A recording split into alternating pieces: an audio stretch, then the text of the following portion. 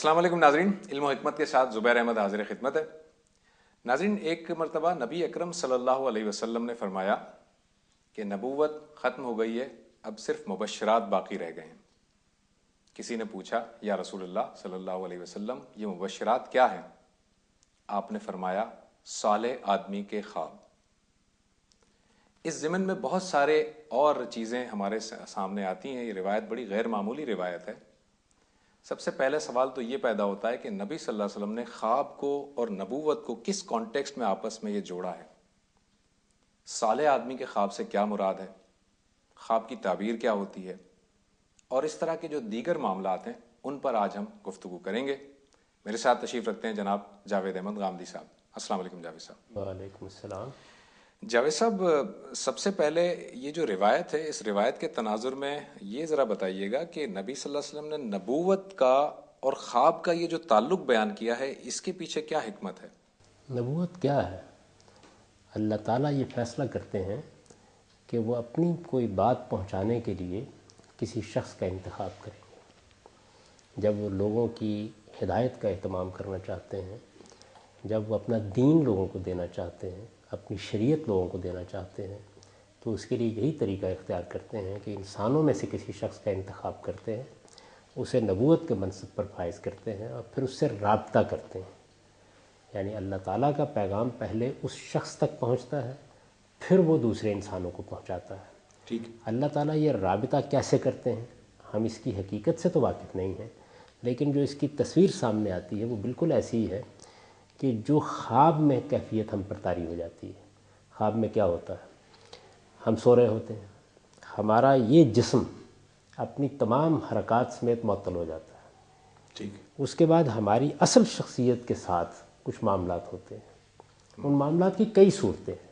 उनमें से एक सूरत ये भी है कि अल्लाह ताला किसी मौके पर ख्वाब के मीडियम को इस्तेमाल करके आपकी रहनुमाई कर देते हैं।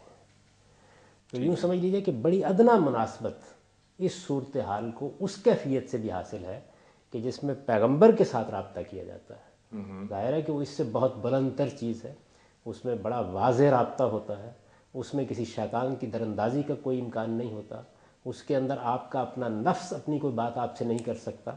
ये सारी चीज़ें तो उसको मुमताज़ करती हैं, लेकिन एक अदना सी मुनासबत अल्लाह ताला के राबते की इसके साथ भी पैदा हो जाती है। उसमें भी अगर आप गौर करें, रिसालत में आप सल्लल्लाहु अलैहि वसल्लम पर वही आने की जो कैफियत बयान की गई हैं, तो आलम बेदारी में उसी तरीके से ये मालूम होता है कि आपका ये वजूद बिल्कुल मुअत्तल हो जाता था। अच्छा। यानी उस मौके पर ये मालूम होता था कि आपकी असल शख्सियत के साथ आसमान का राब्ता कायम हो गया है। अब जिब्रील अमीन है और आप हैं, और लोग उस मौके के ऊपर ना कोई बात आपके साथ करते थे, ना आप उनके साथ कोई बात करते थे। कमो बेश वही कैफियत पैदा हो जाती थी कि जिसमें हमारा जिस्म और हमारी रूह, या हमारा जिस्म और हमारा नफ्स, ये दोनों आपस में अपने ताल्लुक़ को मुनक़ते कर देते हैं। तो वो चीज़ जो आपके अंदर मौजूद है वो मुखातबा इलाही का शरफ़ हासिल करती है। पैगंबर की सूरत में ये सरी होता है, वाज़ेह होता है। इसको बाज़ औक़ात अल्फाज की सूरत दे दी जाती है, जैसे कि कुरान मजीद रिसालत में आप सल्लल्लाहु अलैहि वसल्लम पर नाजिल हुआ, यानी अल्लाह ताला ही के अल्फाज आप पर इल्का कर दिए गए, इल्हाम कर दिए गए, जिब्रील अमीन उनको लेकर आ गए। उसमें यह भी होता है, कुरान मजीद ने उसकी 3 सूरतें बयान की हैं कि ऐसा भी होता है कि अल्लाह अपना फ़रिश्ता भेजता है और वो वही कर देता है। ऐसा भी होता है कि पर्दे के पीछे से आवाज़ आ रही होती है, और ऐसा भी होता है कि अल्लाह ताला ख़ुद दिल में वो बात डाल देते हैं। तो ये जितनी सूरतें भी अल्लाह ताला पैगंबर के मामले में इख्तियार करते हैं, उसकी एक बड़ी अदना सी मुनासबत, सिर्फ बात समझाने के लिए अर्ज़ कर रहा हूँ, हमारी उस कैफियत से भी होती है कि जब हम ख्वाब देखते हैं, लेकिन हमारे ख्वाब में 10 दूसरे इम्कानात भी होते हैं। मालूम होता है कि मेरा अपना नफ्स मेरे साथ गुफ्तगू कर रहा है। ऐसे पता चलता है बाज़ औक़ात कि मेरी अपनी जिस्मानी कैफियत मुमस्सल हो गई हैं। इस तरह की बहुत सी चीज़ें, गैर वाज़ेह हो सकता है, मुबहम हो सकता है, गैर वाज़ेह हो सकता है, मुबहम हो सकता है, उसमें शैतान की दरअंदाज़ी हो सकती है, उसमें हदीस नफ्स हो सकती है।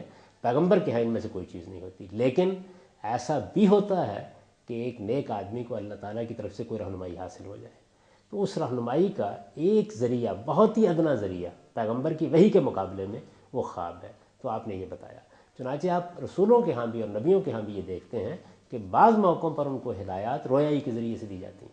ठीक। जैसे कि सैयदना इब्राहीम अलैहिस्सलाम को जो गैर मामूली हिदायत दी गई कि आप अपना बेटा खुदा की नज़र कर दें, तो ये देखिए कि वो ख्वाब में दी गई। यानी इसी मीडियम को इस्तेमाल किया गया। इसी ज़रिए को इस्तेमाल किया गया।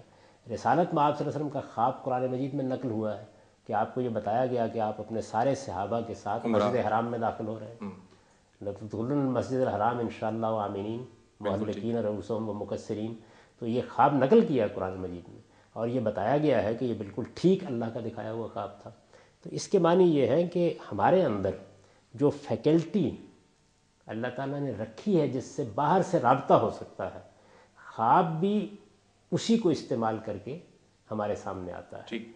और अल्लाह ताला भी उसको इस्तेमाल करते हैं। चुनांचे मैंने पैगंबरों की मिसाल दी आपको कि उसमें रोया के आलम में ये चीज़ें दिखाई गई। अच्छा जावेद साहब, यहाँ पर अब एक सवाल ये पैदा होता है कि आपने जिन दो जलील क़द्र पैगंबरों का हवाला दिया, उन दोनों के ख्वाबों का मामला ये है कि जो अल्लाह ताला ने ख्वाब में दिखाया उन्होंने वही कुछ कर गुजरे, वो उनकी ताबीर तलाश करने की कोशिश नहीं की उन्होंने। तो क्या जो आज हम ख्वाब देखते हैं और एक साले आदमी कोई ख्वाब देखता है तो वो उसकी ताबीर तलाश करे या वो जैसा दिखाया जाता है उसी पर वो अमल कर गुजरे? इसको कैसे हम डिफ्रेंशिएट करें? दोनों सूरतें होती हैं। आम तौर पर तो यही होता है कि ख्वाब में हकायक को मुमस्सल कर दिया जाता है, इस वजह से वो मोहताज ताबीर होता है। आम तौर पर यही होता है। लेकिन आपने देखा होगा कि बाज़ लोग आपको अपना ख्वाब सुनाएंगे और वो ये कहेंगे कि मैंने तो बैन ही इस तरह देखा है कि मामला होते हुए, और वो हो जाएगा उनके साथ। ऐसे बहुत से वाक़यात आपके इल्म में होंगे। होता है ऐसा। तो ऐसा भी होता है कि उसको एक तमसील की सूरत दे दी जाए, और कभी कभी ये भी होता है कि वो बैन ही उसी तरह दिखा दिया जाता है। हज़रत यूसुफ़ के ख्वाब हमारे सामने, यानी उनको असल में अल्लाह ताला ने बताया तो ये कि एक वक्त ऐसा आएगा कि तुम उस मकाम पर चले जाओगे जहाँ तुम्हारे वालिदैन भी तुम्हारे पास जाएंगे, तुम्हारे भाई भी जाएंगे, और ये भाई तुम्हारे सामने सजदा रेज़ हो जाएंगे, यानी तुम्हारी ताज़ीम के लिए अपना सर तुम्हारे सामने झुका देंगे। ये बताना था, बताना ये तो था। एक सूरत तो ये थी कि यही चीज़ दिखा दी जाती, लेकिन इसका तरीका क्या इख्तियार किया गया? तमसील का तरीका इख्तियार किया गया। तो कुरान ने उसको बयान किया है ना, यानी उन्होंने ख्वाब देखा कि चाँद और सूरज और 11 सितारे उनके सामने सजदा कर रहे हैं, ये देखा उन्होंने। और फिर आप ये देखिए कि जिस वक्त ये वाक़या हुआ, यानी वो मिस्र के तख्त पर मुतमक्किन हो गए, बहुत से वाक़यात और हवादिस पेश आए, फिर उसके बाद उनके भाई उनके सामने गए, फिर वालिदैन को उन्होंने बुलाया और वो मंज़र बिल्कुल सामने आ गया। तब उस मौके के ऊपर उन्होंने कहा कि देखिए वो ख्वाब परवरदिगार ने सच कर दिखाया। तो दोनों चीज़ें होती हैं। ऐसा शाज़ होता है कि आप बैने ही उस चीज़ को देखते हैं जैसे कि वो हो रही है। जैसे कि रिसालत में आप सल्लल्लाहु अलैहि वसल्लम का ख्वाब नकल हुआ है कि उसमें मस्जिद हराम में सहाबा दाखिल होते हुए दिखाए गए, तो ये बैने ही उस सूरत को दिखा दिया गया है। लेकिन सैयदना इब्राहीम के मामले में ये नहीं हुआ। अल्लाह ताला ने उनके बेटे की नज़र मांगी है, उसको इस सूरत में दिखाया गया, उन्होंने बैने ही उसके ऊपर अमल किया, और ये ठीक वही चीज़ थी कि जिसमें वो कामयाब हुए। यानी यूँ समझ लीजिए कि अल्लाह ताला की मोहब्बत, अल्लाह ताला के हुजूर में अपने आप को पेश करने के लिए जो चीज़ एक पैगंबर को करनी चाहिए थी उन्होंने कर दिखाई। ठीक है, एक छोटा सा ब्रेक लेते हैं नाजरीन, और ब्रेक के बाद जावेद साहब से ये जानेंगे कि ख्वाब जब कोई शख्स देखता है तो क्या वो किसी और को बता सकता है या इसके लिए भी नबी सल्लल्लाहु अलैहि वसल्लम ने कोई रहनुमाई फरमाई है? ब्रेक के बाद।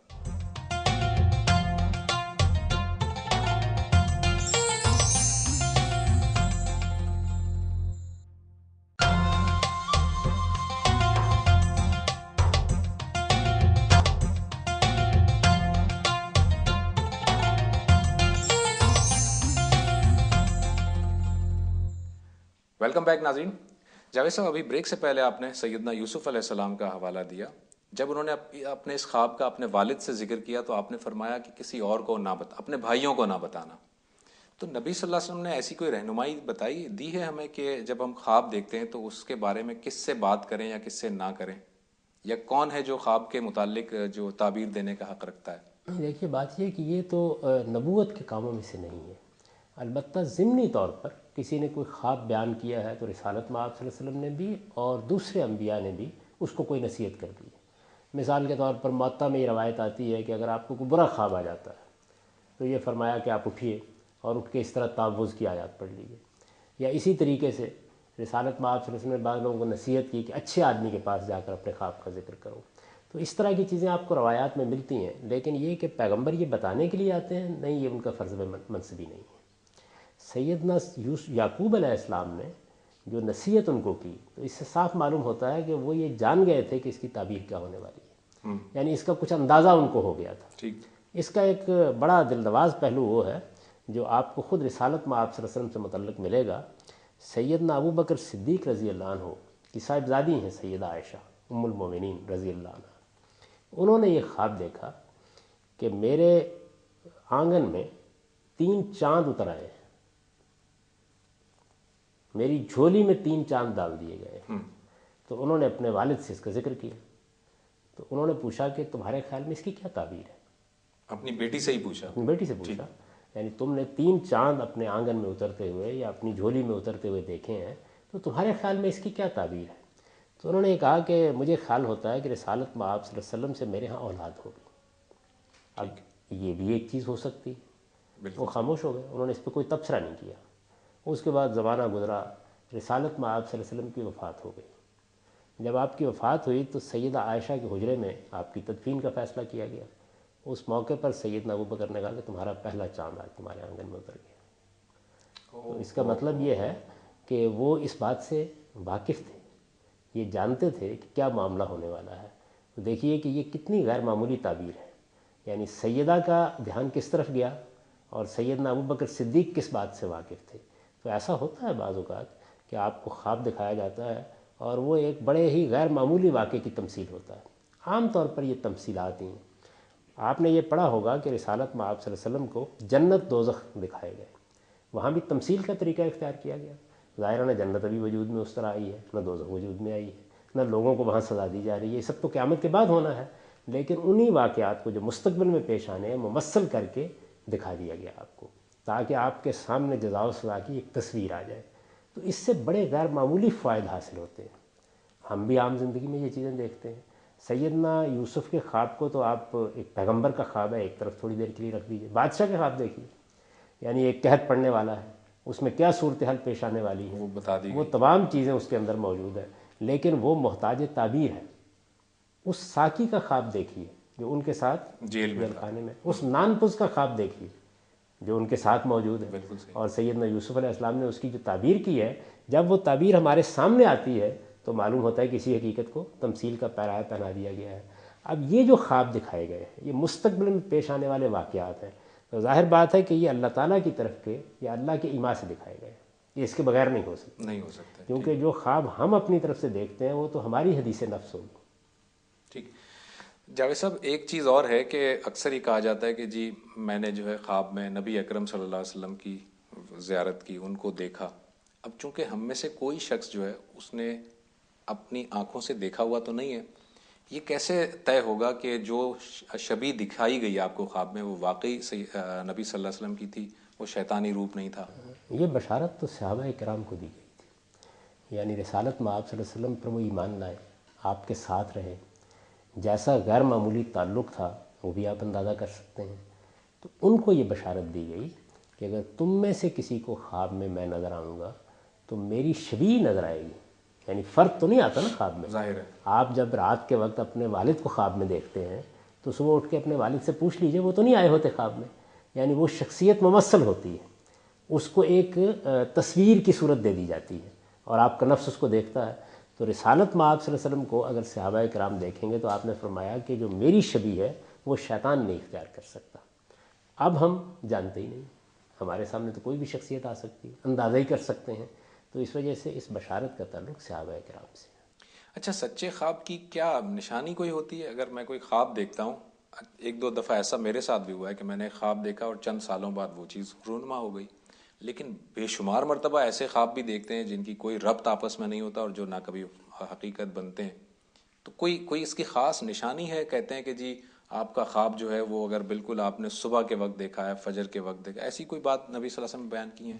ایسی کوئی بات نبی صلی اللہ علیہ وسلم نے بیان نہیں فرمائی، دوسرے انبیاء نے بھی بیان نہیں فرمائی۔ دیکھیے بات یہ ہے کہ دنیا میں جو واقعات و حوادث بھی ہوتے ہیں تو انسان اپنے تجربات کی روشنی میں اس کے بارے میں آراء قائم کرتے ہیں، اور اگر آپ دیکھیں تو دنیا کے تمام علوم میں استقراء کا طریقہ اختیار کیا جاتا ہے، یعنی ہم بہت سے واقعات اکٹھے کرتے ہیں۔ موجودہ دور میں تو استقراء نے بڑے بڑے انکشافات کی صورت اختیار کر لی ہے، تو یہاں بھی لوگوں نے استقراء کیا ہے، یعنی وہ آپ کا خواب سنا، اس کا خواب سنا۔ آپ کے علم میں ہے کہ دور حاضر میں بعض ایسے ماہرین نفسیات پیدا ہوئے ہیں جنہوں نے بہت سے خوابوں پر کام کیا ہے۔ جی۔ تو وہ جب خوابوں کو اکٹھا کرتے ہیں، ان کو کیٹیگرائز کرتے ہیں، یہ اندازہ ہوتا ہے کہ کس کس طرح کی چیزیں سامنے آئی ہیں، تو اس سے کچھ اندازے لگتے ہیں۔ علامہ ابن سیرین نے بھی ایک کتاب پوری لکھی ہے، ان کی طرف یہ منسوب کیا جاتا ہے کہ وہ خواب کی تعبیر بتانے کا خاص ملکہ رکھتے تھے. ایسے اور بھی بہت سے لوگ ہیں. یعنی میں نے خود دیکھا ہے بعض بزرگوں کو، وہ اپنا خواب بیان کریں گے اور عام طور پر ان کا خواب سچا ہوتا ہے، یعنی بیان ہی وہ بات اس طرح ہو جاتی ہے. اسی طریقے سے بعض لوگوں کو تعبیر بتانے کا بھی غیر معمولی ملکہ اللہ تعالیٰ نے عطا فرمایا ہوتا ہے. تو یہ چیزیں دنیا میں آپ کو دیکھتے ہیں، لیکن یہ سب کچھ جو کچھ ہے بہرحال آپ حتمی طور پر نہیں کہہ سکتے. ایسا نہیں ہوتا کہ آپ بالکل جیسے پیغمبر ایک بات بتاتے ہیں، یعنی پیغمبروں کے علم کا ذریعہ تو قطعی ہوتا ہے، حتمی ہوتا ہے. ان کی رویا بھی اگر انہیں کوئی خواب بھی دکھایا جاتا ہے تو وہ کفل کی صبح ہوتی ہے، ایسے جیسے کہ صبح نمودار ہو گئی ہے. لیکن ہمارے آپ کا معاملہ یہ ہے کہ اس میں اختلاط اور التباس کے بڑے مواقع ہوتے ہیں. میں نے آپ سے عرض کیا نا کہ حدیث نفس بھی ہوتی ہے، جسم پر گزرنے والے احوال بھی ہوتے ہیں، ہمیں جو حوادث پہلے پیش آ چکے ہیں وہ بھی ہوتے ہیں، ہمارے تحت الشعور کی کارستانی بھی ہوتی ہے، ہمارے لاشعور میں جو چیزیں موجود ہوتی ہیں وہ بھی اپنی تمثیلات کی صورت میں یہ تماشا شروع کر دیتی ہیں. شیطان بھی بعض اوقات اسی میڈیم کو استعمال کر لیتا ہے اور رحمان کی طرف سے بھی رابطہ ہو جاتا ہے. تو اتنے بہت سے امکانات سے جو التباس پیدا ہوتا ہے اس میں حتمی طور پر کوئی بات کہنا ممکن نہیں. ایک بریک لیتے ہیں جاوید صاحب، اور بریک کے بعد گفتگو کریں گے کہ شیطان آپ نے فرمایا کہ وہ بھی اس میڈیم کو استعمال کر لیتا ہے، اس کی کیا حیثیت ہے. بریک کے بعد.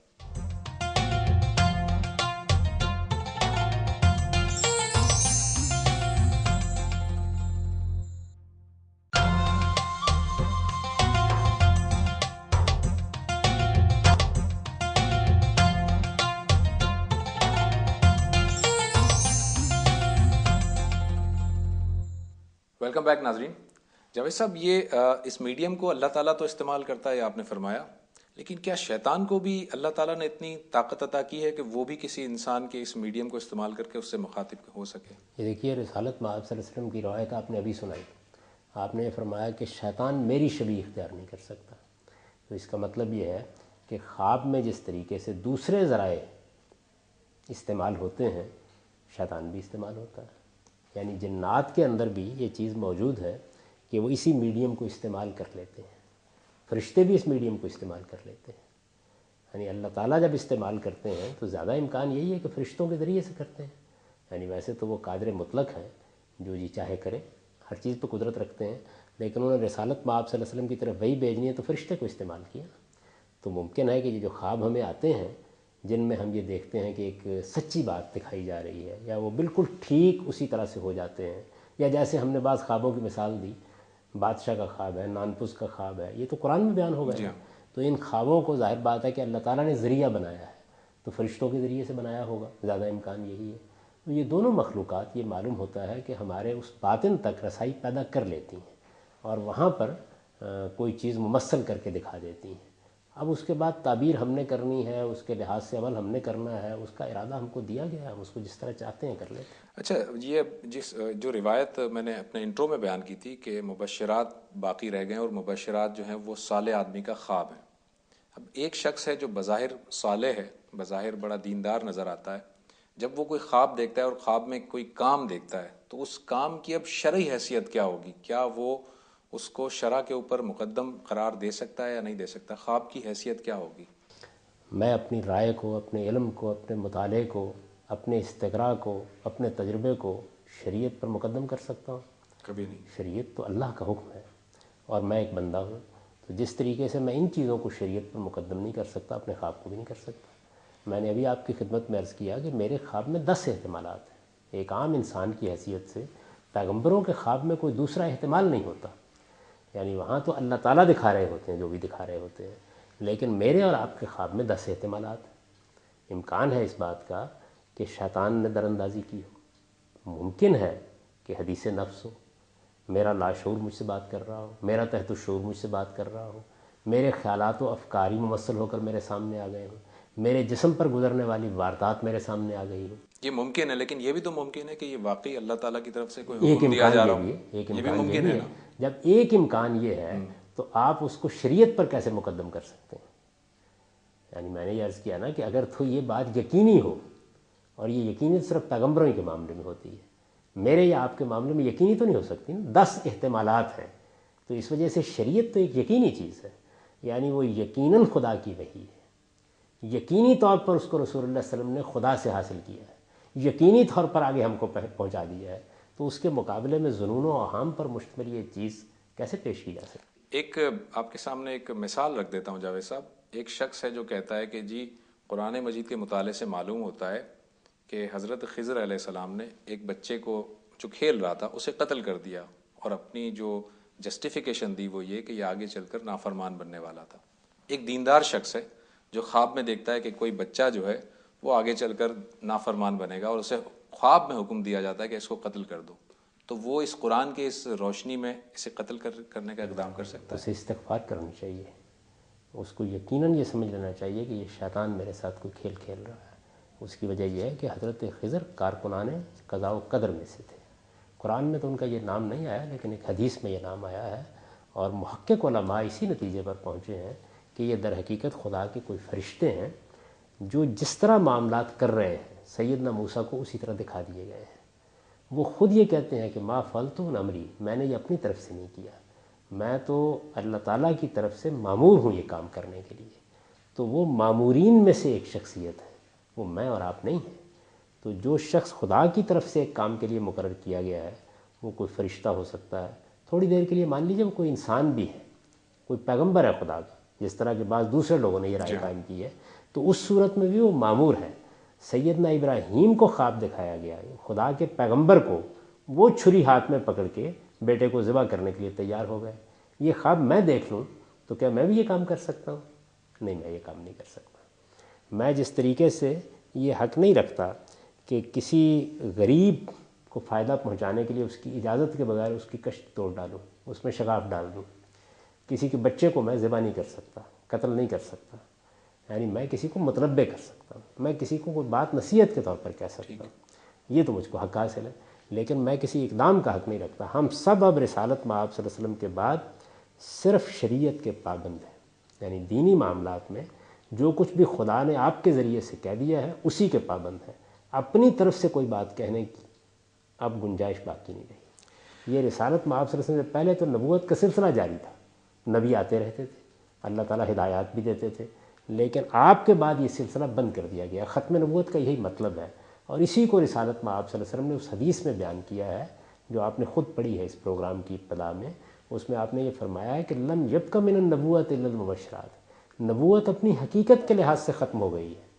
اب جو چیز باقی رہ گئی ہے وہ یہ ہے کہ کوئی بشارت کسی کو دے دی جائے، تو بشارت دی جا سکتی ہے، لیکن وہ بشارت شرعی حیثیت نہیں رکھ سکتی. دینی لحاظ سے تو اب ہم جو کچھ بھی کریں گے وہ قرآن مجید کی روشنی میں کریں گے، پیغمبر کی سنت کو سامنے رکھ کے کریں گے، رسول اللہ صلی اللہ علیہ وسلم کے اجتہادات کو سامنے رکھ کے کریں گے. آپ کی ہدایات اور آپ کے ارشادات ہمارے لیے دین ہوں گے، اس کے سوا جو کچھ بھی ہے وہ اس کے تابع ہونا چاہیے. ایک چھوٹا سا بریک لیتے ہیں اور بریک کے بعد کنٹینیو کرتے ہیں.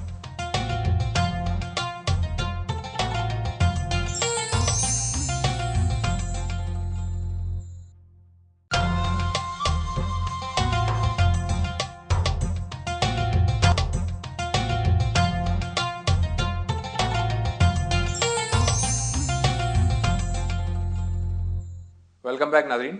جاوید صاحب، گو کہ آپ نے ابھی خواب کے بارے میں یہ تو بتا دیا کہ اس کو شریعت پہ مقدم نہیں کیا جا سکتا، تاہم کچھ ایسے بھی ہمارے سامنے سوالات آتے رہتے ہیں کہ کوئی بزرگ ہیں وہ الہام کی شکل میں مطلب خواب کو دیکھتے ہیں اور وہ الہام انہیں ہوتا ہے کچھ، تو اس طرح کی جو چیزیں ہوتی ہیں وہ پھر نہ صرف یہ کہ اس پر امپلیمنٹ وہ اپنے اوپر بھی امپلیمنٹ کرتے ہیں، اپنے جو معتقدین ہیں ان کو بھی بتاتے ہیں، اور اس طرح سے وہ چیز ایک چل پڑتی ہے، سلسلہ چل پڑتا ہے. تو کیا اس طرح سے بھی مناسب نہیں ہے خواب کو کسی طرح سے ہم شریعت کے اوپر وہ مقدم کریں، امپلیمنٹ کریں، کسی اور چیز کے بارے میں بتائیں، وحی الالہام جسے ہم کہہ رہے ہیں؟ اس نشست کی ابتدا میں آپ نے خود ایک حدیث بیان کر دی جس میں رسول اللہ صلی اللہ علیہ وسلم نے یہ فرما دیا ہے کہ مجھ پر نبوت ختم ہو گئی ہے اور اپنی حقیقت کے لحاظ سے ختم ہو گئی ہے، اور پھر استثناء بھی بیان کر دیا کہ ایک ہی چیز باقی رہ گئی ہے اور وہ یہ کہ اچھا خواب آ جائے. تو اس سے یہ بات آپ سے واضح ہو گئی کہ اب نہ کوئی وحی آ سکتی ہے، نہ کسی کو القاء ہو سکتا ہے، نہ الہام ہو سکتا ہے. یہ دروازہ بند کر دیا گیا ہے، اور یہ دروازہ بند کرنا ضروری تھا. جب نبوت ختم ہو گئی ہے تو اب اس کا امکان باقی نہیں رہا کسی چیز کی تکذیب یا تصدیق کی جا سکے. اس وجہ سے یہ دروازہ ہی اللہ تعالیٰ نے بند کر دیا. ختم نبوت کا مطلب صرف یہ نہیں ہے کہ نبوت کا دعویٰ ختم ہو گیا ہے، نبوت اپنی حقیقت کے لحاظ سے ختم کر دی گئی ہے.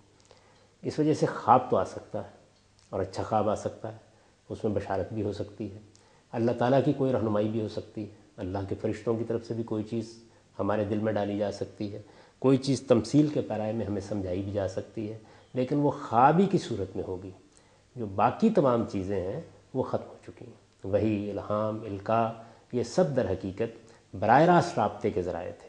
یہ ذرائع جب تک نبوت موجود رہے، جب نبوت ختم کر دی گئی تو نبوت کے علم کی حفاظت کے لیے ان کو بھی ختم کر دیا گیا۔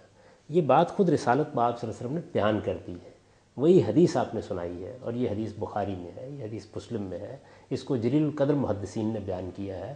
اس میں الفاظ بڑی صراحت کے ساتھ یہ ہیں کہ لم یبقى من النبوۃ الا المبشرات، سوائے مبشرات کے کوئی چیز بھی نبوت کے علم میں سے باقی نہیں رہ گئی ہے۔ تو اس وجہ سے خواب تو یقیناً آ سکتا ہے، لیکن میں اس سے پہلے بھی عرض کر چکا کہ خواب تو خواب، میرا علم، میرا تجربہ، میری معلومات، میرا استقراء، ان میں سے کوئی چیز بھی ایسی نہیں ہے کہ جو خدا کے مقابلے میں پیش کی جا سکے، جو خدا کے پیغمبر کے مقابلے میں پیش کی جا سکے۔ آپ جس کو شریعت کہتے ہیں وہ کیا چیز ہے؟ وہ خدا کا دین ہے، خدا کا دیا ہوا قانون ہے، خدا کا دیا ہوا ضابطہ ہے۔ اس کو سمجھنے میں میرے اور آپ کے مابین اختلاف ہو سکتا ہے، لیکن میری کوئی بات اس پر مقدم کیسے ہو سکتی ہے؟ جاوید صاحب، اس بات کا کتنا امکان ہے یا کتنا امکان ہو سکتا ہے کہ کوئی شخص جو آپ کو بظاہر انسان نظر آتا ہے لیکن وہ اس کائنات کے نظم چلانے کے لیے اللہ کا ایک کارکن ہے، اور وہ اس اللہ کے اس نظم کو چلانے کے لیے کوئی حقیقت دیکھتا ہے یا اسے کوئی حکم ملتا ہے اور وہ اس کو امپلیمنٹ کر دیتا ہے، وہ بظاہر آپ کو انسان نظر آ رہا ہے، ہو سکتا ہے وہ نہ ہو، اس بات کا کتنا امکان ہے؟ وہ جو بھی ہو میرے سامنے تو وہ انسان کی حیثیت سے موجود ہے، اور میں اس کے ساتھ وہی معاملہ کروں گا جو قانون کے مطابق مجھے کرنا چاہیے۔ یعنی میں اگر اس مذہب کو مانتا ہوں یا کسی دوسرے مذہب کو مانتا ہوں یا کسی مذہب کا بھی ماننے والا نہیں ہوں، تب بھی میرے پاس کچھ مسلمات موجود ہیں، اور وہ اخلاقی مسلمات ہیں جو دنیا کو گورن کر رہے ہیں۔ اگر کوئی آدمی اٹھ کر اب یہ کہے گا اور یہ دعویٰ کرے گا کہ مجھے خدا کی طرف سے حکم دیا گیا ہے کہ میں فلاں کے بیٹے کو قتل کر دوں یا اپنی اولاد کے گلے پر چھری رکھ دوں، تو میں اس کو سزا دوں گا، اس کو کٹہرے میں لاؤں گا، اس کو عدالت میں آ کے جواب دہ ہونا پڑے گا۔ یہ چیز اب پیش نہیں کی جا سکتی، اس لیے کہ زمانہ رسالت ختم ہو گیا ہے۔ زمانہ رسالت میں اللہ تعالیٰ جن بزرگوں کا انتخاب کرتا تھا، جن ہستیوں کا انتخاب کرتا تھا، ان کے ساتھ یہ معاملات ہو رہے ہوتے تھے، اور وہ اپنے ساتھ وہ طاقت لے کے آتے تھے کہ میرے یا کسی اور کے لیے ان پہ گرفت کرنا ممکن نہیں ہوتا تھا۔ یہ سلسلہ رسالت مآب صلی اللہ علیہ وسلم کے ساتھ ختم ہو گیا۔ اب ہم شریعت کے قائلوں کے مطابق معاملہ کریں گے، اور جن معاملات میں شریعت خاموش ہے وہاں دنیا کے مسلمہ اخلاقی اصولوں کے مطابق معاملہ کریں گے۔ یہی معاملہ امریکہ کرے گا، یہی برطانیہ کرے گا، یہی بھارت کرے گا، یہی پاکستان کرے گا، ہر جگہ یہی معاملہ ہوگا۔ ہم چونکہ مسلمان ہیں، ہمارے پاس خدا کی شریعت موجود ہے، تو شریعت میں جو قوانین قائد طے کر دیے گئے ہیں ان کے مطابق ہم کریں گے۔ اب کسی خواب پر عمل کرنے والا کوئی آدمی اگر آپ کو مجھے نقصان پہنچائے گا، وہ کوئی حق تلفی کرے گا، تو اس کا مواخذہ ہوگا، وہ عدالت میں بلایا جائے گا، اور اگر وہ مجرم ثابت ہو جائے گا تو اس کو سزا دی جائے گی، جس طرح کے مجرموں کو سزا دی جاتی ہے۔ اب وہ کیا ہے کیا نہیں ہے اس کا فیصلہ خدا قیامت میں کر لے گا۔ مجھے تو بہرحال انسان ملا ہے، اور مجھے انسان کے ساتھ انسان کے طور پر معاملہ کرنا ہے۔ جب فرشتہ ملے گا تو میں دیکھ لوں گا۔ ٹھیک، ایک چھوٹا سا بریک لیتے ہیں ناظرین، اور بریک کے بعد ہم بات کریں گے خواب کا جو لفظ ہے، جو ٹرمینالوجی ہے، اس کو ہم ایک دوسرے معنوں میں بھی استعمال کرتے ہیں، وہ کیا ہے؟ بریک کے بعد۔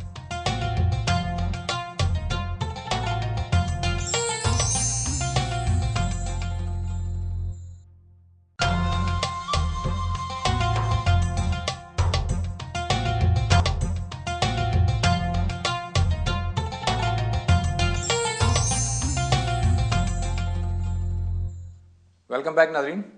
خواب کی جو ٹرمینالوجی ہے وہ ہم ایک دوسرے مفہوم میں بھی استعمال کرتے ہیں۔ جاوید صاحب، اکثر ہم یہ کہتے ہیں کہ جی میں نے زندگی میں بڑے خواب دیکھے ہیں، مجھے تو فلاں جگہ تک پہنچنا ہے۔ ہم کہتے ہیں جی پاکستان بننے کے لیے علامہ اقبال نے خواب دیکھا۔ یہ جو خواب ہے زندگی میں آگے بڑھنے کے لیے، یہ جو خواب ہے جو جاگتی آنکھ سے دیکھتا ہے انسان، اس کی کتنی اہمیت ہے؟ دیکھیے، خواب کی ہم نے تحلیل کی۔ خواب کیا چیز ہے؟ ماضی ممثل ہو کے سامنے آ گیا، حال تمثیل کی صورت اختیار کر گیا، مستقبل کی تمثیل بن گئی۔ ہم نے اس کی مثالیں دی ہیں نا؟ بالکل ٹھیک۔ یعنی جو قرآن مجید میں بادشاہ کا خواب بیان ہوا ہے، یا نانپوس کا خواب بیان ہوا ہے، یا ساقی کا خواب بیان ہوا ہے، اس میں مستقبل ممثل ہو کے سامنے آ گیا۔ بالکل صحیح ہے۔ تو یہ ہم ماضی کی تمثیل، حال کی تمثیل، مستقبل کی تمثیل سب خواب میں دیکھتے ہیں۔ یہ خواب کی حقیقت ہے، خواب ایسے ہی آتے ہیں۔ اب ہم بیداری میں بیٹھے ہوئے بعض اوقات اپنے مستقبل کو خود ممثل کر لیتے ہیں، یعنی جو چیز ہمارے ذہن میں ہوتی ہے اس کو ہم تمثیل میں ڈھالتے ہیں۔ انسان یہ کرتا ہے نا، کرتا ہے بالکل۔ شیکسپیئر جب ڈرامہ لکھنے کے لیے بیٹھے تو کیا کرتا ہے، ایک کہانی کو تمثیل کا پیرایا دے دیتا ہے۔ علامہ اقبال نے جاوید نامہ لکھا ہے، تو جاوید نامے میں انہوں نے کیا کیا، یعنی ڈیوائن کامیڈی کے طریقے کے اوپر، جیسے دانتے نے تربیہ خداوندی لکھا ہے، اسی طریقے کے اوپر انہوں نے ایک خواب دیکھا ہے، یوں سمجھ لیجئے، یا یوں کہیے کہ کچھ حقائق کو ممثل کر دیا ہے۔ مریخ پر ایک نبیہ کی گفتگو ہو رہی ہے، حوروں کے ساتھ مکالمہ ہو رہا ہے، وہ دیکھ رہے ہیں کہ وہاں افغانی نماز کی امامت کرا رہے ہیں، سید السادات مولانا جمال، اسی طرح کارل مارکس پہ تبصرہ کر دیا ہے، اور اس طرح کی بے شمار چیزیں ہیں جو آپ اس میں دیکھتے ہیں۔ تو یہاں کیا ہوا ہے، یہاں یہ ہوا ہے کہ شاعر نے اپنے سامنے کچھ حقائق کو رکھ کر انہیں تمثیل کا پیرایا دے دیا ہے۔ یہ ہم بھی کرتے ہیں، روز کرتے رہتے ہیں، روز کرتے ہیں، یعنی اپنے مستقبل کو سامنے رکھ کے جو ہماری خواہشات، ہماری رغبات، ہمارے نصب العین، ہمارے آدرش، ہماری سوچیں، یہ تمثیل کی صورت اختیار کرتی رہتی ہیں ہمارے دماغ میں۔ تو اس کو اس وجہ سے مجازاً اس پیرائے میں استعمال کر لیا جاتا ہے۔ یہ اس معنی میں خواب کا استعمال نہیں ہے، لیکن لیا وہیں سے گیا ہے۔ یعنی ہمارے ہم مجاز کے جو اسالیب وہ کیا ہوتے ہیں، اس میں حقیقت کو لیا جاتا ہے اور حقیقت کو کسی دوسری چیز کے ساتھ تمثیل کے پیرائے میں بیان کر دیا جاتا ہے۔ تو یہاں بھی یہی ہوا ہے، یعنی خواب میں چونکہ اسی طریقے سے مستقبل ممثل ہوتا ہے، ہم بھی اپنی خواہشات کو ایسے ہی ممثل کر لیتے ہیں، تو یہ اس سے تعبیر بن گئی کہ میں نے بہت خواب دیکھے ہیں اور میں اپنے خواب پورے کرنا چاہتا ہوں، اور اسی اسلوب میں ہم یہ کہتے ہیں کہ علامہ اقبال نے پاکستان کا خواب دیکھا۔ تو یہ ایک خوبصورت استعمال ہے۔ اچھا، یہ اس کی ویسے اہمیت کیا ہے؟ مطلب ہم جب کبھی آگے بڑھنا چاہتے ہیں، چاہے کسی بھی معاملے میں ہو، سائنس میں آگے بڑھنا چاہ رہے ہوں، فلسفی میں بڑھنا چاہ رہے ہوں، ریلیجن میں آگے بڑھنا چاہ رہے ہوں، ٹارگٹ کو سیٹ کرنے کی کتنی اہمیت ہے؟ ٹارگٹ سیٹ کرنا ہی تو خواب دیکھنا ہے نا۔ بڑی غیر معمولی اہمیت ہے، اس کے بغیر آپ کام کیسے کر سکتے ہیں؟ یعنی یہ تو نہیں ہو سکتا نا، آپ اپنے سامنے کچھ اہداف رکھتے ہیں، ان کو حاصل کرتے ہیں، وہ اہداف بعض اوقات بالکل مادی نوعیت کے ہوتے ہیں اور بعض اوقات وہ تمثیلی نوعیت کے ہوتے ہیں، وہ آپ کے آدرشوں پر مبنی ہوتے ہیں، وہ آپ کی خواہشات پر مبنی ہوتی ہیں، وہ آپ کی آرزوؤں پر مبنی ہوتے ہیں۔ یہ جو اقبال بار بار کہتے ہیں کہ امنگیں میری، آرزوئیں میری، امیدیں میری، جستجوئیں میری، تو اصل میں انسان کی شخصیت ہے نا۔ میں ایک چیز ذرا واضح کر دوں، پھر آپ اپنا یہ جواب دیجیے گا۔ اصل میں یہ پوچھنا چاہ رہا ہوں، ایک تو ایک ٹارگٹ سیٹ کرنا جس کی بڑی، آپ نے فرمایا، بڑی غیر معمولی اہمیت ہے، دوسری طرف یہ کہا جاتا ہے کہ جی اللہ پر بھروسہ کرنا چاہیے، کل کا کسے پتہ، بس جیسے اللہ تعالیٰ چلا رہا ہے ویسے چلنے دیں۔ تو یہاں پر ٹارگٹ سیٹ کرنے کی مذمت کی جا رہی ہے، ان دو رویوں میں کیا فرق ہے؟ نہیں، دیکھیے بات یہ ہے کہ ہر حال میں آپ کو دنیا میں اہداف مقرر کرنے ہوتے ہیں، منصوبہ بندی کرنی ہوتی ہے، انسان کی فطرت یہی ہے۔ قرآن مجید نے ہم کو اسی کی تعلیم دی ہے، میری فطرت آئینہ روزگار، غزالان افکار کا مرغزار، ایسا ہی ہوتا ہے۔ یعنی آپ کے سامنے بے شمار چیزیں آتی ہیں اور آپ ان چیزوں کو سامنے رکھ کر اپنا ایک لائے عمل بناتے ہیں۔ ہر شخص چھوٹے پیمانے پر، بڑے پیمانے پر یہی کام کر رہا ہے۔ بڑے بڑے لیڈر، بڑے بڑے شاعر، بڑے بڑے حکیم، بڑے بڑے فلسفی یہ بہت اونچی سطح پر کر رہے ہوتے ہیں، ایک عام آدمی روزمرہ کے معاملات میں یہی کام انجام دے رہا ہوتا ہے۔ تو یہ چیز تو ناگزیر ہے، اس کے بغیر آپ کا لائے عمل بن نہیں سکتا، جد و جہد کے داعیات پیدا نہیں ہو سکتے، آپ کے اندر جوش عمل پیدا نہیں ہو سکتا، آپ کی لگن وجود میں نہیں آ سکتی۔ البتہ یہ بالکل ٹھیک ہے کہ آپ جو بھی نقشہ بنائیں گے، جو بھی جد و جہد کریں گے، اس کو پایۂ تکمیل تک تو اللہ ہی پہنچائے گے، یعنی ان کی اسکیم کے مطابق ہوگا، ان کے اذن کے مطابق ہوگا، تبھی پایۂ تکمیل کو پہنچے گا۔ تو اس کو کہا جاتا ہے نا عام طور پر کہ السعی منا والاتمام من اللہ، یعنی ہمارا کام جد و جہد کرنا ہے اور اللہ کا کام اس کو پایۂ تکمیل تک پہنچانا ہے۔ تو اتمام تو اللہ تعالیٰ سے متعلق ہے، لیکن صحیح تو ہمیں ہی کرنی ہے اور اس صحیح پر نتائج مترتب ہونے ہیں۔ اللہ تعالیٰ کے ہاں جو عنایتیں، جو اس کا فضل ہمارے لیے مقدر ہوتا ہے، وہ بھی یہ طے کر کے ہوتا ہے کہ بندہ یہ صحیح کرے گا تو اس کا یہ نتیجہ نکلے گا۔ یعنی یہ دکان پر جائے گا، دکان کھولے گا، کاروبار کی اسکیم بنائے گا، تو اللہ تعالیٰ کہتے ہیں کہ میں اس کو کامیاب کر دوں، نہیں کرے گا تو نہیں کروں۔ تو اس لیے صحیح کا ہمیں ہر حال میں اہتمام کرنا ہے۔